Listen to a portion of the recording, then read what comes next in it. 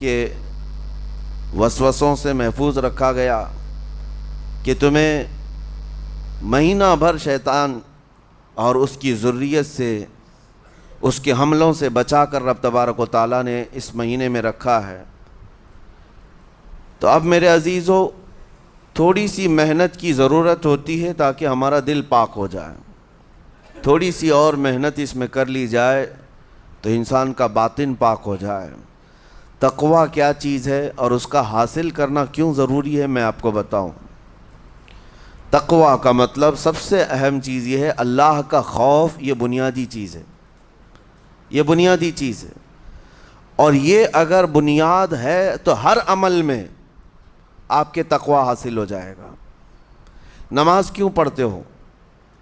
نماز ایک ڈیوٹی سمجھ کر کے پڑھتا ہے تو کوئی مسئلہ ہی نہیں اس کا، یعنی وہ ڈیوٹی ادا کر رہا ہے۔ لیکن نماز میں اگر خوف خدا ہے، اللہ کے ڈر سے پڑھتا ہے، یہی تقویٰ ہے۔ روزہ کیوں رکھ رہا ہے؟ سب محلے میں رکھ رہے تھے، ہم نے بھی رکھ لیا۔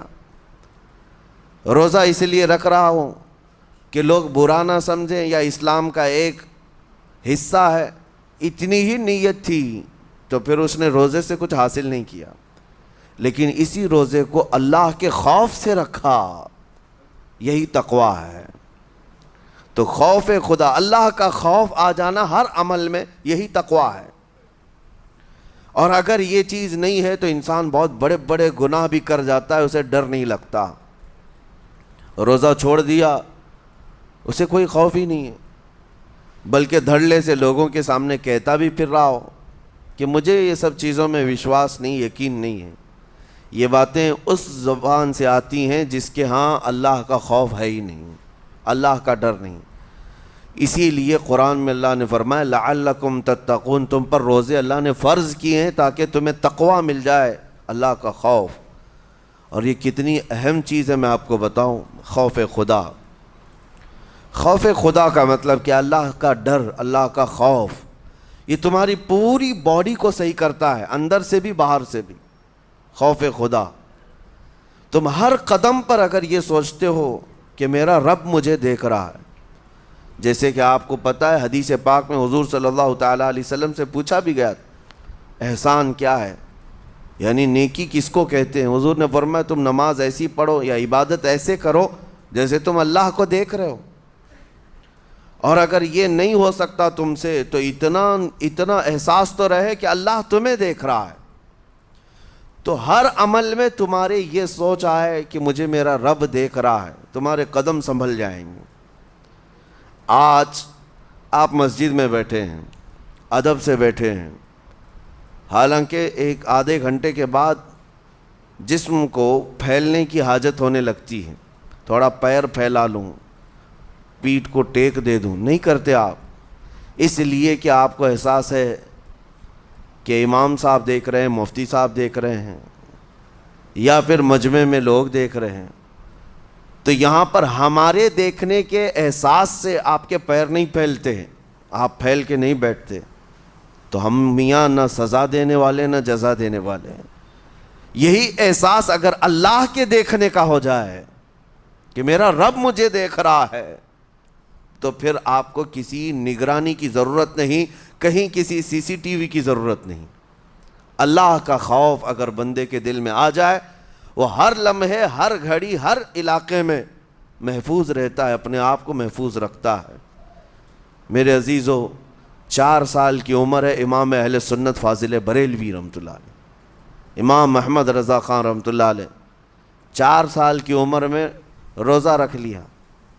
گرمیوں کی شدت تھی، گھرانہ علمی گھرانہ ہے، باپ بھی بڑے عالم دین، دادا بھی بڑے عالم دین ہیں۔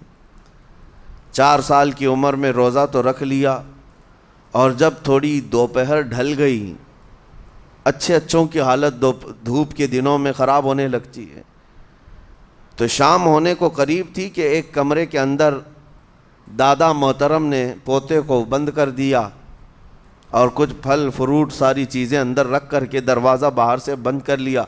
کہا بیٹا کھا لینا، میں کسی کو بتاؤں گا نہیں، کسی کو نہیں بولوں گا۔ 4 سال کی عمر ہے، تمہارا روزہ بھی رہے گا، کھا کر کے تھوڑا پیٹ ہلکا کر لینا۔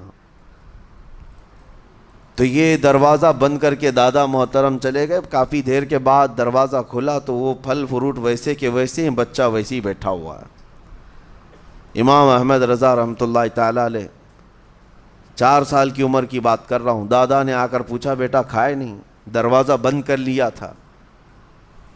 تو 4 سال کی عمر میں مولانا امام احمد رضا کہنے لگے کھا تو لیتا لیکن ہر گھڑی میرا مولا تو دیکھ رہا ہے, جس کے لیے روزہ رکھا وہ تو دیکھ رہا ہے.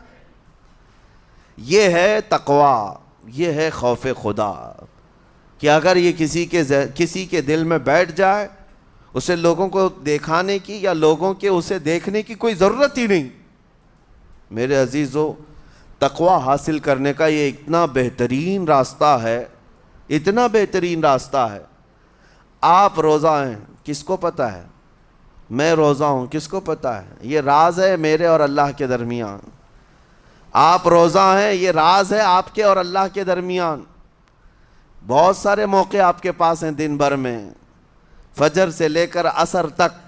کئی مرتبہ وضو میں جانا پڑتا ہے, باضابطہ آپ کلی کر رہے ہیں, آدھا نگل جاتے, کس کو خبر ہے؟ یا کہیں چھپ کر کے کوئی ہلکی سی چیز چبا لیتے, کس کو خبر ہے؟ اس لیے کہ یہ اندرونی معاملہ ہے, راز ہے. آپ کھا رہے ہیں پی رہے ہیں یا نہیں کھا رہے ہیں نہیں پی رہے ہیں, یہ کوئی دوسرا نہیں کہہ سکتا. آپ کے اور آپ کے اللہ کے درمیان یہ راز ہے. اور آپ بچے ہوئے ہیں, حلق سوکھا ہے شام کے وقت میں, اور پیٹ بھی پیٹ سے لگنے آ جاتی ہے. کام کرنے والے جانتے ہیں کہ شام ہوتے ہی روزے کا اثر کس قدر ظاہر ہوتا ہے. کام کرنے والوں کو زیادہ اثر پڑتا ہے, اے سی میں سونے والوں کو روزہ کہاں پتہ چلتا ہے. لیکن اس وقت بھی وہ نہ پانی کا ایک قطرہ حلق میں ڈالنا چاہتا ہے, نہ کوئی چیز چھپ کر کے چبانا چاہتا ہے. مجھے بتاؤ میرے عزیزو, کیوں اپنے آپ پر یہ تکلیف اور اپنے آپ پر یہ زیادتی کر رہے ہو؟ آپ کو اندازہ ہوتا ہے یہ میں زیادتی نہیں کر رہا, نہ ہی اپنے آپ کو تکلیف میں ڈال رہا ہوں. یہ میرے رب کی رضا ہے, میں اسی پر قائم ہوں. اسی لیے فرمایا گیا کہ جب افطاری کا دسترخوان بچھتا ہے اور پہلے ہی آ کر کے لوگ بیٹھتے ہیں, اور یہ سنت بھی ہے, ایسے نہیں کہ بھاگتے بھاگتے آپ آئے, وقت ہوا کھجور لیے اور کھا گئے. افطاری کے وقت سے تھوڑی دیر پہلے بیٹھ جاؤ. تمہارے دسترخوان پر نعمتیں رکھی ہوئی ہیں, پھل بھی ہیں, میوہ جات بھی ہیں, کچھ کھانے پینے کی چیزیں بھی ہیں, ٹھنڈا شربت بھی ہے. دیکھتے ہوئے بیٹھے ہیں آپ, لیکن ہاتھ نہیں لگاتے ہیں. انتظار ہے وقت کا کہ ادھر سورج کے غروب ہونا ہے اور میری افطار ہونی ہے. اعلان سنتے ہیں, اذان سنتے ہیں, اس کے بعد آپ اٹھاتے ہیں. لیکن اتنی دیر تک آپ خاموش بیٹھے ہیں دسترخوان کے پاس, سارے لوگ دیکھتے رہتے. یہ وہ منظر ہے جس کو فرمایا گیا رب ذوالجلال بھی اپنے بندوں کو دیکھ رہا ہے. رب تبارک و تعالیٰ بھی دیکھ رہا ہے اپنے بندوں کو, اور سارے فرشتوں کو بلا کر میرا مولا اعلان فرماتا ہے یہ میرے بندے ہیں, دیکھو یہ شام کا وقت ہے, ان کے حلق سوکھ چکے ہیں, ان کے پیٹ میں بھوک کی شدت ہے, اور ان کے سامنے اچھی نعمتیں پڑی ہوئی ہیں. اے فرشتوں دیکھو, میرے ان بندوں میں سے کوئی بھی ان نعمتوں کو ہاتھ نہیں لگاتا, یہ صرف اور صرف میرے لیے بھوکے اور پیاسے ہیں. اور فرشتوں سے اللہ فرماتا ہے تم گواہ ہو جاؤ, ان کی حلق تر ہونے سے پہلے ان کے لیے میں نے جنت لکھ دیا. اسی لیے حدیث پاک میں ہے, جب افطار کرتے میرے آقا صلی اللہ علیہ وسلم یوں ارشاد فرماتے, ذهب الظمأ وابتلت العروق وثبت الاجر انشاءاللہ. پیاس بجھ گئی, رگیں ٹھنڈی ہو گئی, اور اجر اللہ کے ہاں پکا ہو گیا. یہ حضور پاک ہر افطار میں عرض کرتے تھے. میں آپ کو یہ عرض کر رہا ہوں کہ یہ چھپی ہوئی چیز, اسی کا نام تقویٰ ہے. آپ صرف اور صرف بچے ہیں اللہ کے خوف سے. اب سنو حدیث پاک, قیامت کے دن حساب و کتاب ہوگا, اور جنت میں جانے کا پروانہ کچھ لوگوں کو مل جائے گا, اور سب جنت کی طرف جا رہے ہوں گے. اس میں بہت سارے لوگ ہیں جو پل صراط پر چل کر کے جنت پہنچیں گے. اب جب کافی لوگ جنت کے دروازے پر پہنچیں گے, ایک جماعت ایسی ہوگی جو پورے راستے میں کہیں نظر نہیں آئی. جنت جانے کے راستے میں کہیں نظر نہیں آئی، لیکن جنت کے دروازے پر وہ پہلے سے موجود تھے. چلے تھے نہیں چلے تھے کسی نے دیکھا ہی نہیں. دوسرے جنتی ان سے پوچھتے ہیں اس جماعت سے کہ تم یہاں کیسے پہنچے اور یہ انعام کس بات کا ہے تمہارے لیے؟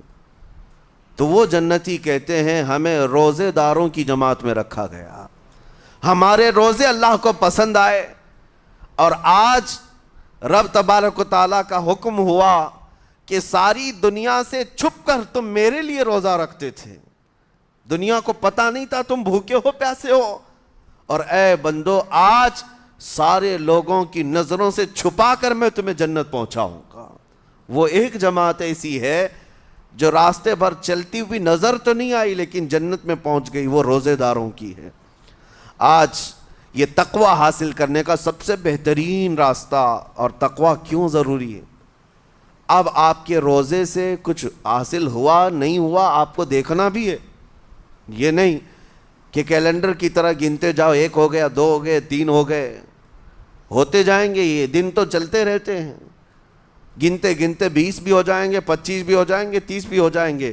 روزے گننے کا حکم نہیں، اپنے آپ کو سرچ کرو پھر تھوڑی سی ورزش کرنے کے بعد بندہ ویٹ تول کر کے دیکھتا ہے کم ہوا گھٹا کہ بڑا، ہر دن دیکھتا رہتا ہے. ہاں، ورزش کرنے کے بعد پھر ناپ کر کے دیکھتا ہے میرے جسم کا وزن کتنا گھٹا کتنا بڑا. ویٹ گین کرنے والے ویٹ لاس کرنے والے دونوں بھی برابر چیک کرتے رہتے ہیں. روزہ رکھنے کے بعد تمہیں خود کو بھی چیک کرنا چاہیے کہ میرے اندر اب تبدیلی آئی یا نہیں آئی.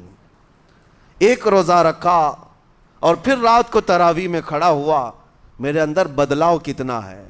کیا اب اللہ کی آیات قرآن کی سنتا ہوں میرے آنکھوں سے آنسو آ جاتے ہیں؟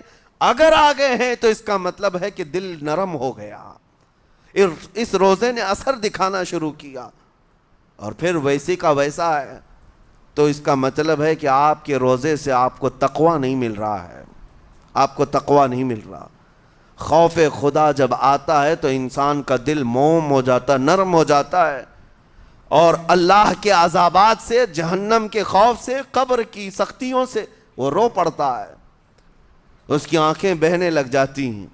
اور جب دل سخت ہوتا ہے پتھر کی طرح تو اسے نہ اللہ کی آیتیں رلاتی ہیں نہ آخرت کا تصور اسے ہلاتا ہے.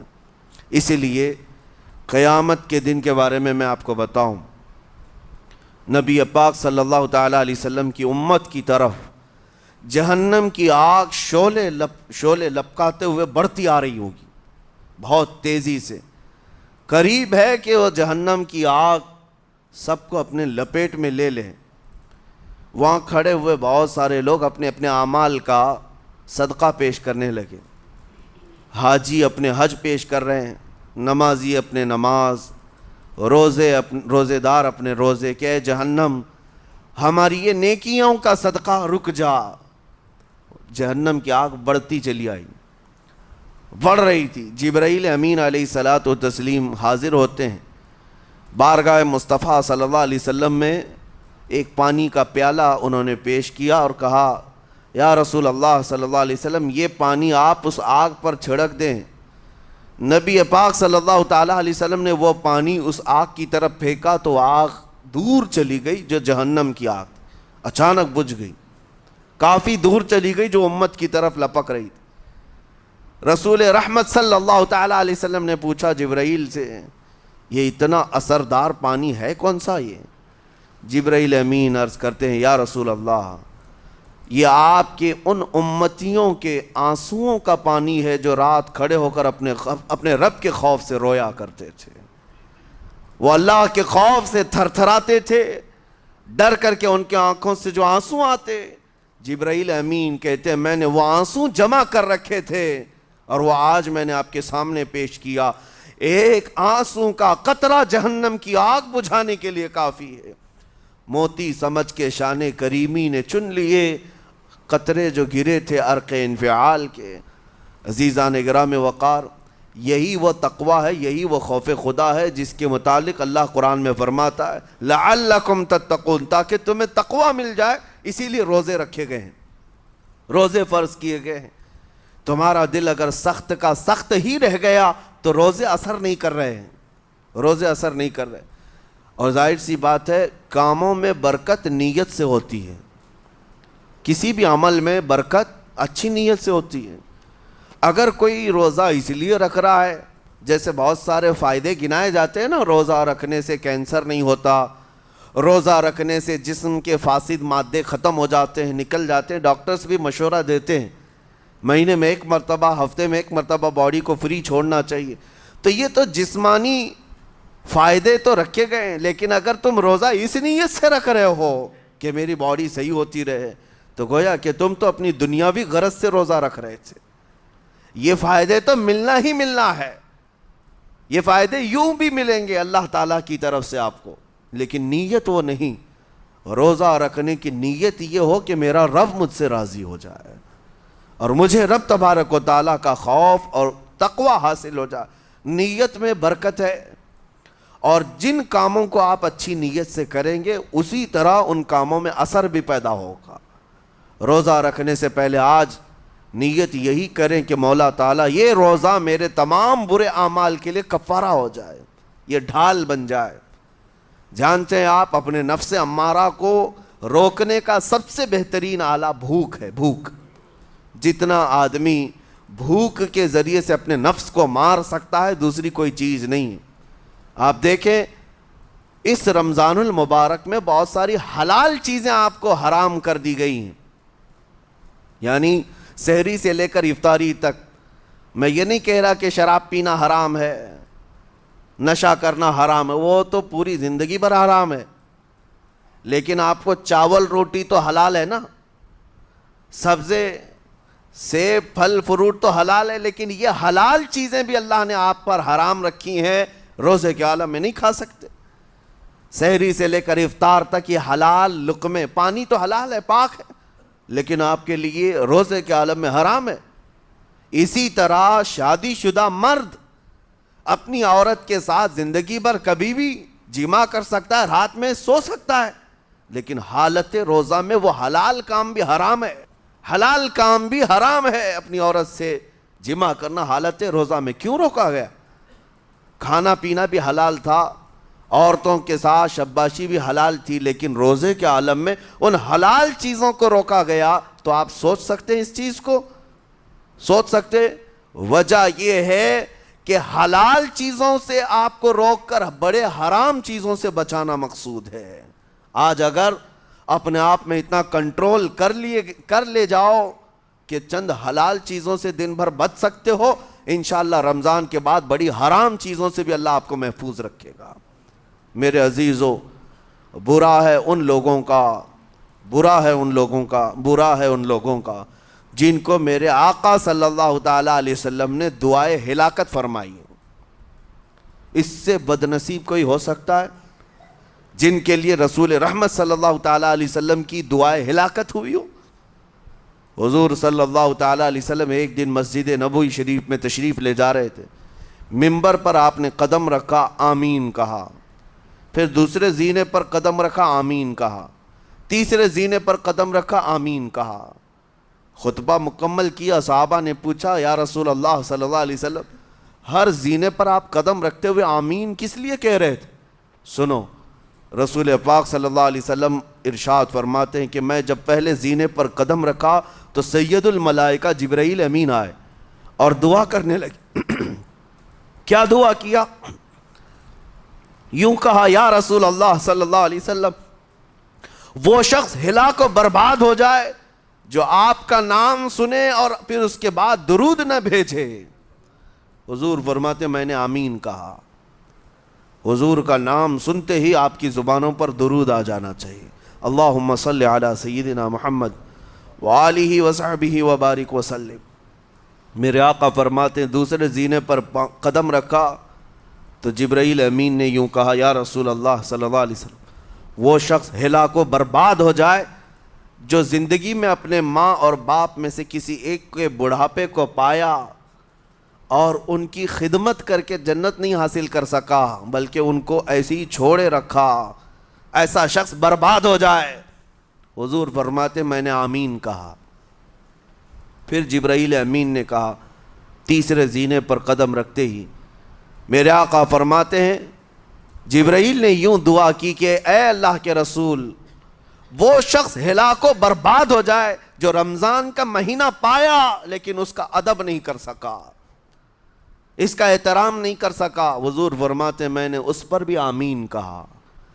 جس کی ہلاکت کے لیے جبرائیل امین دعا کر رہے ہوں اور اس دعا پر سید الانبیاء آمین کہہ رہے ہوں، ایسے شخص کی بربادی کا کیا انجام ہو سکتا ہے؟ وہ کتنا بد نصیب ہوگا۔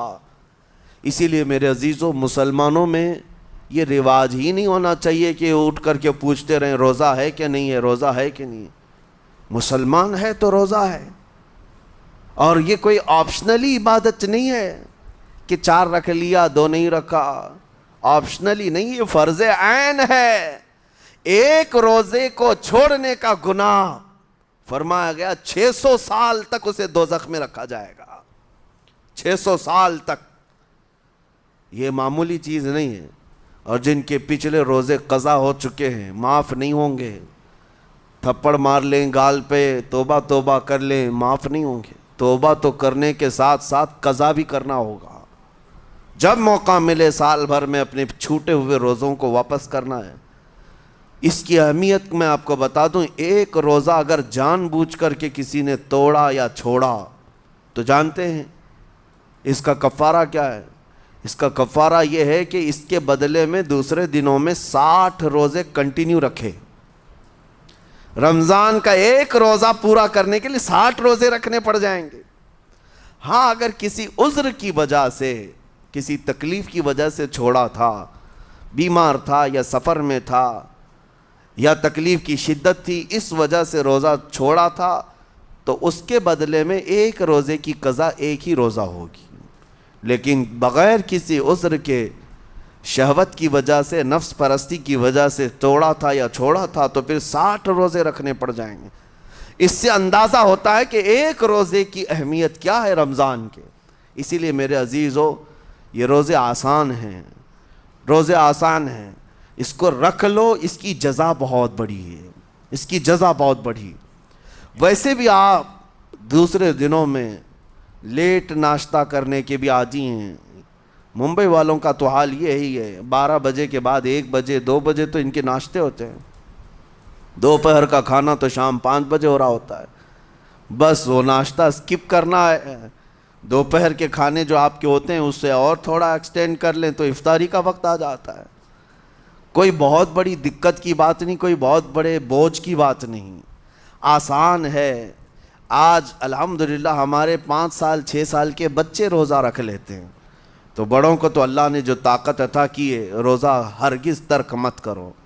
لیکن ساتھ میں آج یہ میسیج ضرور دوں گا، نیت یہ کرو کہ مجھے تقویٰ مل جائے، مجھے پرہیزگاری مل جائے، اور یہ آپ کو خود چیک کرنا ہوگا۔ روزانہ رات کو نماز میں کھڑے ہو جاؤ تراویح کے، دیکھو کہ کتنی تبدیلی آ رہی ہے۔ آج میں نے روزہ افطار کیا، میرے اندر بدلاؤ آیا کہ نہیں آیا؟ اور اگر نہیں آ رہا ہے، کوئی تبدیلی نہیں آ رہی ہے، تو اس کا مطلب ہے آپ تقویٰ نہیں حاصل کر رہے، آپ تو روز مرہ کی روٹین پر چل رہے ہو۔ روٹین پر چلنے کا مطلب یہ روزہ نہیں ہے۔ روزہ تقویٰ دے کر جاتا ہے بندے کو، روزہ خوف خدا دے کر جاتا ہے بندے کو۔ اسی لیے میرے عزیزو، آج دیکھیں آپ بہت ساری برائیوں سے رمضان میں بچ جاتے ہیں، تھوڑی اور محنت کی ضرورت ہے۔ ہم نے دیکھا ہے بہت سارے گھروں میں، باقی عیاش گھروں کی مجھے کوئی وہ نہیں ہے، ان سے کوئی لینا دینا نہیں، لیکن نارمل مسلمانوں کے گھروں میں بھی ہوتا یہ ہے، عورتیں بچوں کو تلقین کرنا شروع کر دیتی ہیں، گانے بند کرو، ٹی وی بند رکھو، بہت ساری چیزیں بند رکھو کہ رمضان آیا ہوا ہے۔ اور رمضان میں اگر ٹی وی لگا بھی لیا تو کچھ اسلامک چیزیں دیکھنے لگ گئے۔ ماحول تم نے خود ہی بدلا ہے اپنے گھر میں، کچھ چیزوں کو آپ نے بدلا ہے، اور کچھ چیزوں کا ادب آپ نے کرنا شروع کیا ہے۔ اسی کو اور تھوڑی سی محنت کے ساتھ بڑھا لیا جائے، قسم رب ذوالجلال کی، ہر برائی رمضان میں ہی آپ سے ختم ہو جائے گی۔ جس کی کوئی چیز چھوڑنے پر نہیں چھوٹتی ہے، وہ رمضان میں کر کے دیکھ لے، اللہ کی بارگاہ میں یاد کرے کہ مولا دن بھر میں تیری رضا کے لیے بچ رہا ہوں، مجھے میری باقی زندگی میں ان گناہوں سے بچا لے۔ وہ رحمان ہے، جب وہ تمہیں اس کے بدلے میں جنت دیتا ہے تو یہاں برائیاں کیوں نہیں چھڑواتا؟ یقیناً وہ برائیوں کو تم سے دور کرے گا۔ قرآن کا فرمان عالی شان لعلکم تتقون، اسی پر میں نے آپ کے سامنے بات رکھی ہے۔ روزے اس لیے فرض کیے گئے ہیں تاکہ تمہیں تقوی مل جائے، پرہیزگاری مل جائے۔ بعض لوگوں کو دیکھا گیا ہے رمضان المبارکہ میں بھی وہ اپنی بری حرکات سے باز نہیں آئے، ان کی روٹین ویسی ہی جاری رہی، نعوذ باللہ نظروں کی خطائیں بھی باقی رہیں۔ اور سب سے بری چیز یہ ہے کہ رمضان میں شیطان کی نیابت اگر کوئی کر رہا ہوتا ہے تو تمہارا یہ موبائل فون ہے۔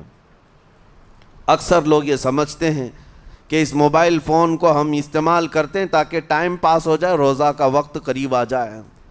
اس ٹائم پاس کے چکر میں تم کیا کیا دیکھتے رہ جاتے ہو اور کہاں تک یہ چیزیں پہنچاتی ہیں تمہیں اندازہ بھی نہیں ہوتا، احساس بھی نہیں ہوتا۔ تو تمہاری رہی صحیح عبادت کو بھی یہ ہضم کر جاتا ہے، کھا جاتا ہے۔ اس کے استعمال پر اگر کنٹرول ہے تو خوب استعمال کرو، لیکن کنٹرول نہیں ہے تو اے نوجوانوں اس کا بھی روزہ رکھو۔ اس انٹرنیٹ کی بلاؤں سے محفوظ ہو جاؤ، اس لیے کہ بہتوں کو میں نے دیکھا ہے ان کے دن بھر اور رات بھر رمضان میں سوشل نیٹ ورکس پر مصروفیت ویسی کی ویسی ہے جیسے دوسرے دنوں میں تھی۔ وہ رات بھر چیٹنگ میں بھی مصروف ہیں، ایک دوسرے کو ادھر ادھر بھیجنے میں بھی مصروف ہیں، ساری چیزیں جوں کی توں چل رہی ہیں۔ تو تمہارے موبائل نے تمہیں تقوی سے بہت دور رکھا ہے، تمہیں رب تعالیٰ کے قریب ہونے نہیں دیتا۔ اپنے آپ کو بدل لو۔ ظاہر سی بات ہے یہ سخت چیز ہے، اگر کوشش کرو گے تو بچ جاؤ گے، اور تقوی اتنی آسانی سے تو نہیں ملتا۔ اپنے آپ کو سٹرگل کرو، انشاءاللہ العزیز دل پاک ہو جائے گا، پھر آپ کو اپنی زندگی کے اندر جو اجالے نظر آئیں گے وہ خود آپ محسوس کریں گے، آپ محسوس کریں گے۔ گناہوں کے اندھیروں نے دل پر ایسی کالک رکھی ہے کہ آپ کو کچھ بھی یہاں پر سمجھ میں نہیں آتا، ورنہ نمازوں کا لطف ایسا ہے، قرآن کا مزہ ایسا ہے، جسے یہ لگ جائے دنیا کی کوئی نعمت اس کے سامنے ہیچ نظر آتی ہے، کوئی چیز اسے اچھی نہیں لگتی۔ لیکن کب؟ جب اسے تقوی کا اجالا حاصل ہو جائے۔ میرے عزیزو، اللہ کریم کی بارگاہ میں دعا گو ہوں، مولا قدیر و جبار ہم سب کو تقوی و پرہیزگاری عطا فرمائے، اور ہم سب کے روزوں سے اللہ تعالی ہمیں پرہیزگاری عطا فرمائے۔ ان روزوں کے انوار اور برکات اور رمضان کے احترام کی ہمیں توفیق عطا فرما۔ مولا کریم تیری خشیت سے اور تیرے خوف سے آنکھیں جو بھیگتی ہیں ان آنکھوں میں ہمارا شمار فرما دے، تیرے یاد میں رونے والے بندوں میں ہم سب کو شامل فرما۔ وصلی اللہ تعالی علی خیر خلقی محمد وآلہ واصحابہ اجمعین، وآخر دعوانا ان الحمد للہ رب العالمین۔